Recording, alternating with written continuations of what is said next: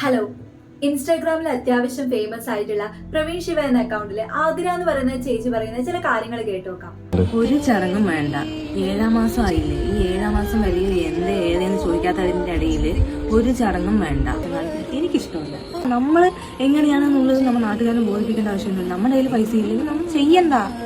ആരും ഇതിനു വേണ്ടിയിട്ട് കടവും കാര്യങ്ങളൊന്നും മേടിച്ച് ആൾക്കാരെ ബോധിപ്പിച്ച് പത്താളിനെ വിളിച്ച് ഭക്ഷണം കൊടുത്ത് ഇറങ്ങേണ്ട ആവശ്യമൊന്നുമില്ല. ഇവർ പറഞ്ഞിട്ടുള്ളത് വളരെ കറക്റ്റ് ആയിട്ടുള്ള ഒരു കാര്യമാണെന്ന് എനിക്ക് തോന്നിയതുകൊണ്ടാണ് ഞാൻ ഈ വീഡിയോ നിങ്ങളിലോട്ടേക്ക് എത്തിക്കുന്നത്.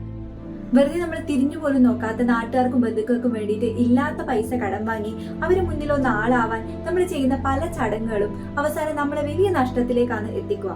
ഇന്നാണെങ്കിൽ ഓരോ ദിവസവും ഓരോ ചടങ്ങുകൾ കൂടി വരുവാണ്. നമുക്കറിയാം, ഒരു വിവാഹം എന്നെല്ലാം പറയുമ്പോൾ പണ്ടുള്ളതിനേക്കാളും എത്രയോ അധികം ചടങ്ങുകളാണ് ഇന്ന് വന്നിട്ടുള്ളത്. ഇപ്പൊ ഇവരിവിടെ പറഞ്ഞിട്ടുള്ളത് 7-ാം മാസത്തില് പെണ്ണിനെ കൂട്ടിക്കൊണ്ടുപോകുന്ന ഒരു ചടങ്ങിനെ പറ്റിയിട്ടാണ്. ഇത് പണ്ട് മുതലേ നടന്നു വരുന്ന ഒരു കാര്യമാണെങ്കിലും ഇപ്പോൾ ഇത് നമുക്ക് നോക്കിയാൽ മനസ്സിലാവും, വളരെ ഗ്രാൻഡ് ആയിട്ട് സെലിബ്രേറ്റ് ചെയ്യാൻ തുടങ്ങിയിട്ടുണ്ട്. അതിപ്പോ വിവാഹമായാലും 7-ാം മാസത്തിൽ ഇങ്ങനെ പെണ്ണിനെ കൂട്ടി വരുന്ന ചടങ്ങായാലും എല്ലാം കണക്കായിപ്പോ. ഇവിടെ ഇപ്പൊ ഡെലിവറിന്റെ കാര്യം എന്റെ ഒരു അഭിപ്രായം പറയാനാണെങ്കിൽ, ഈ ഡെലിവറി എന്ന് പറയുന്നത് തന്നെ വലിയൊരു ചടങ്ങാണ്.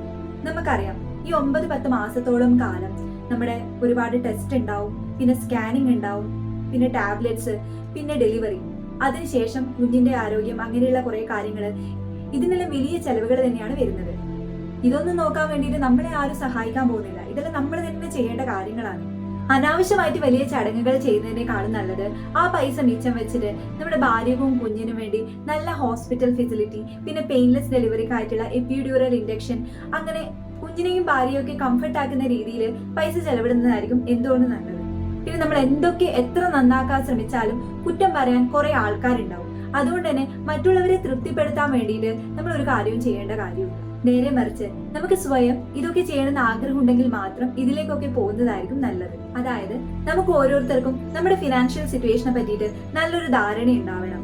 എന്ന് വെച്ചിട്ട് പൈസ മാത്രം നോക്കിയിട്ട് നമ്മൾ ആഗ്രഹങ്ങൾക്കൊന്നും പിറകെ പോകണ്ട എന്നല്ല, നമ്മുടെ കണ്ടീഷൻസ് വെച്ചിട്ട് നമ്മളെ ഇഷ്ടങ്ങളുടെ നോക്കി പ്രയോറിറ്റി കൊടുത്തിട്ട് അക്കാര്യങ്ങൾ ചെയ്യാനുള്ള ഒരു കഴിവ് നമുക്ക് ഉണ്ടാവണം. അപ്പൊ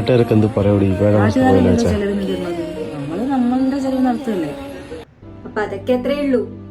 ഇതിനെപ്പറ്റി നിങ്ങളുടെ അഭിപ്രായം എന്താണെന്ന് വെച്ചാൽ ഒന്ന് കമന്റ് ചെയ്യുക. വീഡിയോ ഇഷ്ടപ്പെട്ട ലൈക്ക് ചെയ്യുക, സബ്സ്ക്രൈബ് ചെയ്യുക.